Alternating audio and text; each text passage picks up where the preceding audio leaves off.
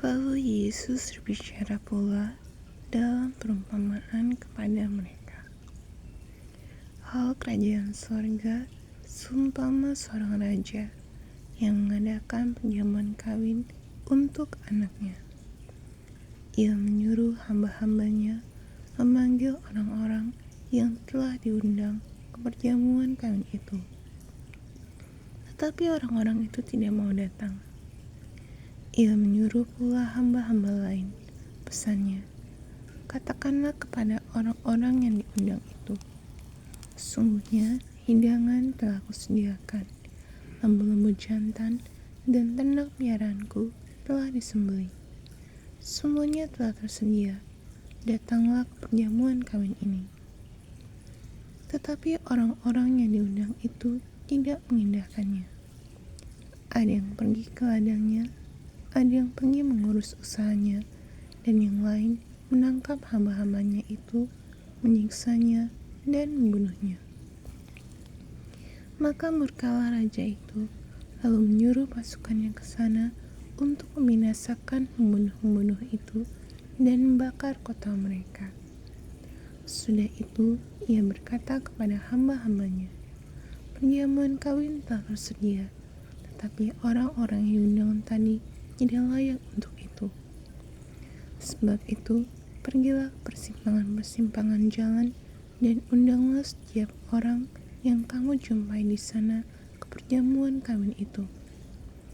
Maka pergilah hamba-hamba itu, dan mereka mengumpulkan semua orang yang dijumpainya di jalan-jalan, orang-orang jahat dan orang-orang baik, sehingga penuhlah ruangan perjamuan kawin itu dengan tamu.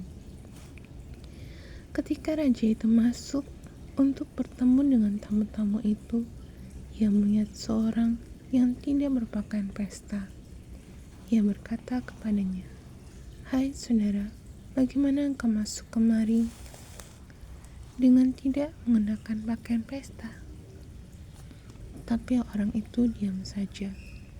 Lalu kata raja itu kepada hamba-hambanya, "Ikatlah kaki dan tangannya, dan campakkanlah orang itu ke dalam kegelapan yang paling gelap.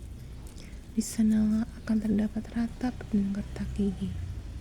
Sebab banyak yang dipanggil, tetapi sedikit yang dipilih." Kemudian pergilah orang-orang Farisi. Mereka berunding bagaimana mereka dapat menjerat Yesus dengan suatu pertanyaan.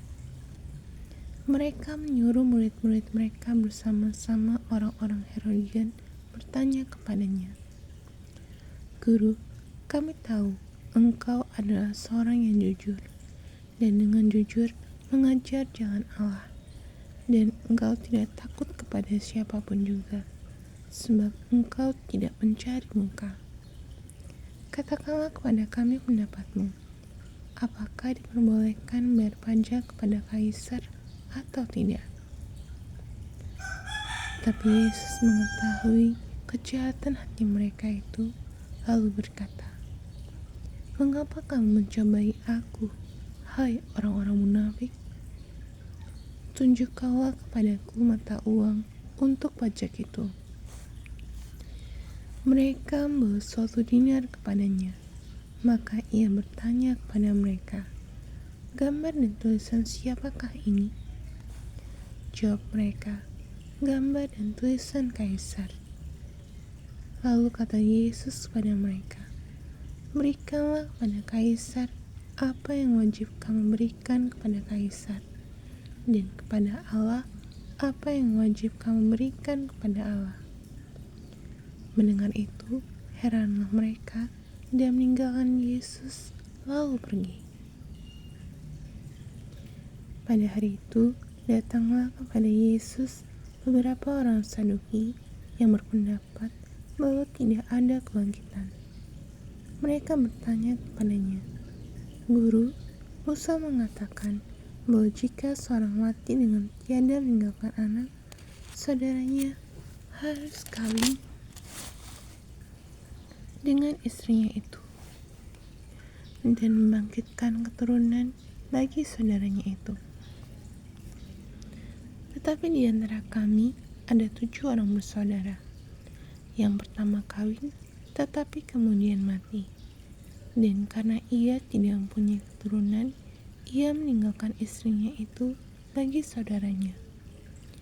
Demikian juga yang kedua dan yang ketiga sampai dengan yang ketujuh. Dan akhirnya sesudah mereka semua, perempuan itu pun mati. Siapakah di antara ketujuh orang itu yang menjadi suami perempuan itu pada hari kebangkitan? Sebab mereka semua telah beristrikan dia. Yesus menjawab mereka, "Kamu sesat, sebab kamu tidak mengerti kitab suci maupun kuasa Allah. Karena pada waktu kebangkitan, orang tidak kawin dan tidak dikawinkan, melainkan hidup seperti malaikat di sorga. Tetapi tentang kebangkitan orang-orang mati, tidakkah kamu baca apa yang difirmankan Allah ketika ia bersabda, Akulah Allah Abraham, Allah Ishak, dan Allah Yakub? Ia bukanlah Allah orang mati, melainkan Allah orang hidup." Orang banyak yang mendengar itu takjub akan pengajarannya. Ketika orang-orang Farisi mendengar bahwa Yesus telah membuat orang-orang Saduki itu bungkam, berkumpullah mereka. Dan seorang dari mereka, seorang ahli Taurat, bertanya untuk mencobai dia. "Guru, hukum manakah yang terutama dalam hukum Taurat?" Jawab Yesus kepadanya, "Kasihilah Tuhan Allahmu dengan segenap hatimu, dan dengan segenap jiwamu, dan dengan segenap akal budimu. Itulah hukum yang terutama dan yang pertama.